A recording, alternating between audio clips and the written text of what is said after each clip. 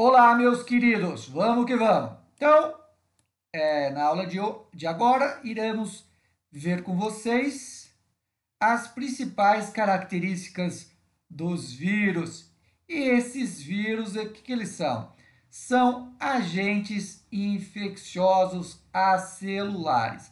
Quer dizer o quê? Eles não são formados por células. A teoria de Robert Hooke, de 1600 e bolinha, nos dizia que todo ser vivo é formado por células.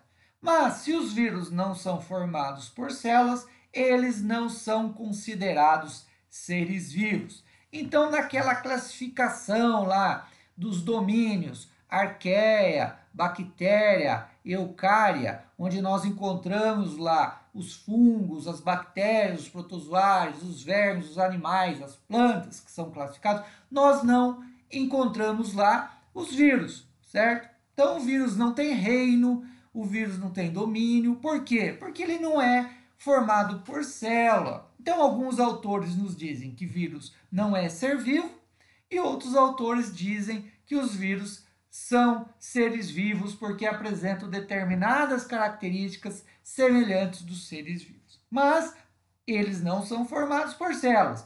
Eles não têm metabolismo próprio. Eles precisam invadir uma célula viva, uma célula que tenha capacidade de se multiplicar para ele conseguir se multiplicar lá dentro, como vocês viram no primeiro vídeo, utilizar toda a maquinária dessa célula para produzir o que? Novos vírus, né?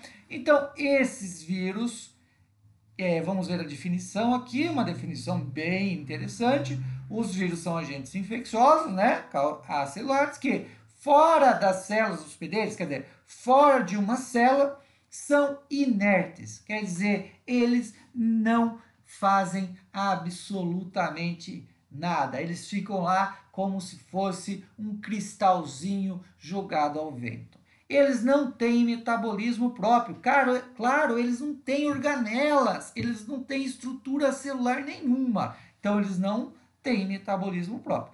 Mas, entretanto, contudo, todavia, dentro delas, dentro de uma célula, seu ácido nucleico torna-se ativo, podendo se reproduzir. Então, fora de uma célula, ele é aqui inerte, né? Inativo, mas quando ele penetra dentro de uma célula, quando alguém espirra o coronavírus na sua cara, o coronavírus está ali no ar, ele penetra dentro da sua célula e ele faz todo o estrago. Então, essa é uma ótima definição de vírus. E quais são as suas principais características, né?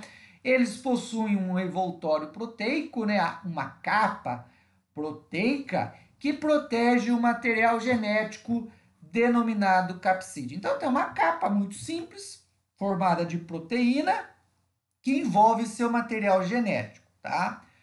O capsídeo pode ou não ser revestido, então, sob esse capsídeo pode ter ainda um envelope. Daí nós chamamos de vírus envelopado, o vírus que tem envelope. Nem todo vírus tem este envelope, que daí já é lipídico, né? E é derivado das próprias membranas celulares. Então, o vírus envelopado, quando ele sai de dentro da célula, ele arrebenta a membrana citoplasmática dessa célula e carrega essa membrana consigo. Essa membrana fica aderida, grudada no vírus, daí ele se torna envelopado.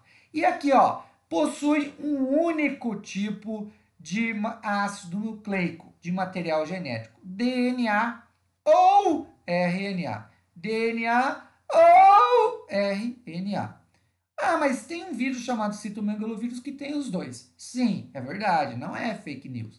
Mas é uma exceção, tá? A maioria tem DNA ou RNA. Coronavírus é RNA ou DNA? Respondam para mim, o coronavírus é DNA? Ou qual o material do coronavírus?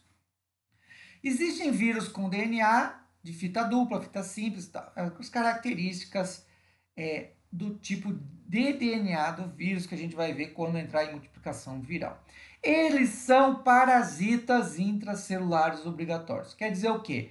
um parasita. Você aí agora, o que você está fazendo? Você está parasitando a internet do seu papai e da sua mamãe, né? Seu papai e sua mamãe pagam todo mês ali a internet. E você, o que parasita, pega a internet para si, para um bem comum, que é o conhecimento, né? Ouvir aqui, assistir às aulas do professor Pedro para adquirir muitos conhecimentos. Então, eles são parasitas o quê? Intracelulares dentro da célula, parasita dentro da célula, obrigatório, tá? Então, fora das células, como já diz aqui, eles são inertes. Multiplicam-se dentro de células vivas, usando a maquinária de síntese das células. Vocês viram no primeiro vídeo, eles entram, penetram na célula, vão lá na onde? No núcleo, que é o central de comando de uma célula, e começam a mandar RNA mensageiro até onde os ribossomos, com a seguinte mensagem: produzam novos vírus. E esses ribossomos irão fazer o quê? Produzir vírus, vão deixar de produzir proteínas essenciais para a célula e vão passar a obedecer única e exclusivamente os vírus, até a célula enchendo de vírus e blum, explodindo e morrendo. Não possuem metabolismo, não possuem metabolismo próprio, né? Só quando eles estão utilizando a maquinária celular. Toda a energia que utilizam provém da célula hospedeira. Tá? Essas são as principais características e definições dos vírus.